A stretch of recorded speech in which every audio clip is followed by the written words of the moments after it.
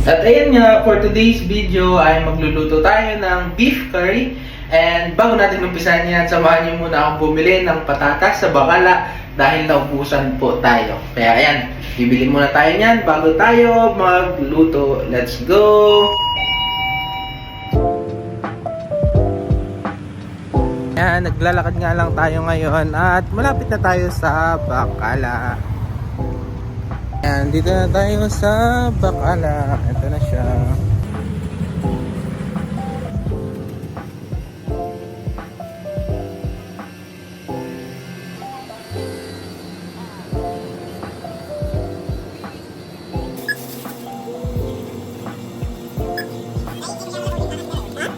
Yan, tapos na tayong bumili at yung patatas lang dapat bibilhin mo. Pero, ayan o, merong Fanta, may orange juice. Ay, orange na prutas. Pero okay lang yan. Kakainin natin.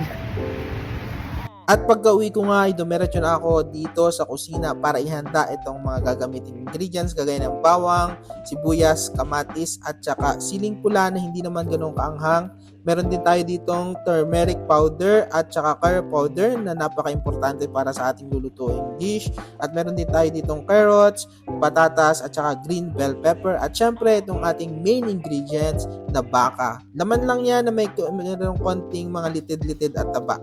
Pagkatapos, hahanda na natin itong ating gagawing curry paste. Homemade curry paste lang yan at ito nga yung ating mga gagamiting ingredients. At ayan nga, inilagay ko lang yan dito sa ating food processor para siya yung ma-blend. At ang lalagyan din pala natin yan ng paminta para may dagdag na sipa. At syempre, dahil Pilipino yung nagluto, di gagamitan natin yan ng patis para may touch naman ng Filipino ingredients.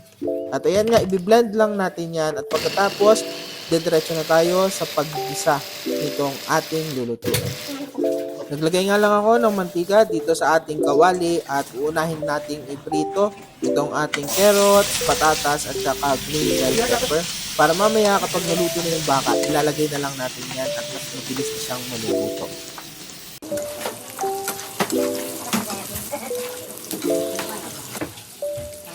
Yan, nung nagkaroon na nga ng tusta-tusta yung ating gulay na niluluto, ay inilagay lang natin yan sa isang pinggan at isa-set aside lang muna natin yan.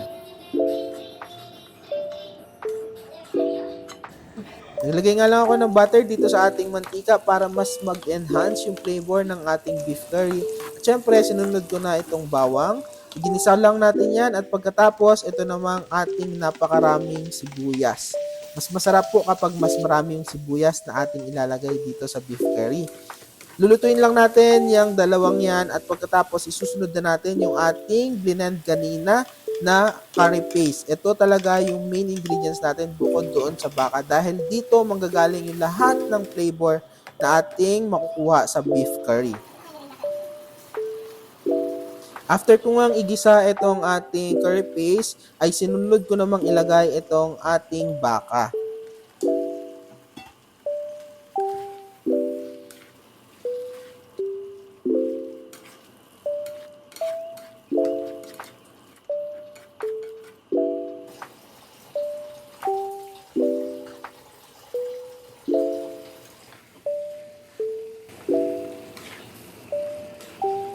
Yan, matapos nga natin maigisa yung baka ay ililipat naman natin yan dito sa pressure cooker para mas mabilis siyang maluto. Dahil kung dyan lang natin yan lulutuin sa kawali, baka abutin tayo ng siyam-siyam. Kaya ilalagay na lang natin yan dito sa pressure cooker at lulutuin lang natin yan ng mga 30 to 40 minutes depende sa kung gaano kalaki yung pagkakachop ninyo sa baka.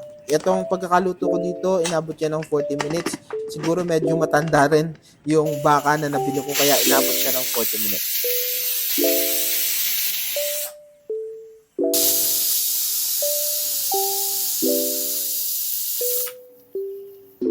Matapos ko nga mapalambot yung ating baka sa pressure cooker ay ibabalik natin yan dun sa kawali para dun natin ituloy yung pagluluto niyan dahil meron pa tayong mga ingredients na ilalagay dyan. At sinindahan ko nga lang ulit yung kalan para matuloy-tuloy yung kulo niyan at ilalagay na natin itong coconut milk. Sa mga napanood kong video kung paano magluto ng beef curry, paramihan doon hindi ko nakita na naglagay sila ng coconut milk. Pero dahil syempre Filipino version to, ay naglagay ako ng coconut milk. At sa puntong ito rin nga ay inilagay ko na rin itong niluto natin kanina na mga gulay, itong ating carrots, patatas at saka bell pepper para tuluyan na siyang maluto. Naglagay din nga pala ako nitong chopped coriander leaves dito sa ating beef curry. At nung mailagay nga natin yan, grabe, sobrang bango po nitong ating niluluto. Kaya mas lalo akong natakam. At sinimmer nga lang natin yan ng ilang minuto pa dahil halos luto na yan. Yung gulay na lang yung ating inaantay na maluto.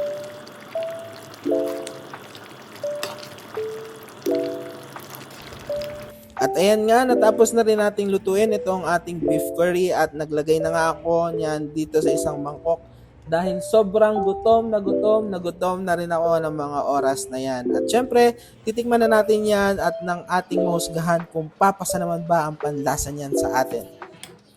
Sumandok na nga ako nitong mainit na kanin dito sa isang pinggan at pagkatapos nilagyan natin sa ibabaw ng ating bagong luto na beef curry. At alam niyo po, hindi naman sa pagyayabang, kahit first time ko tong niluto, itong klaseng beef curry, ay sobrang nasarapan po talaga ako dahil balancing-balance lang yung anghang, yung lasa ng coconut milk at noong ating mga nilagay dyan na curry powder at saka turmeric powder. Kaya sobrang masaya talaga ako nung niluto ko yan dahil first time ko makakain ng curry na hindi masyadong maanghang. At ayan nga, hanggang dito na lang po muna and sana na-enjoy kayo sa ating video and see you soon ulit sa ating susunod na vlog. Bye-bye!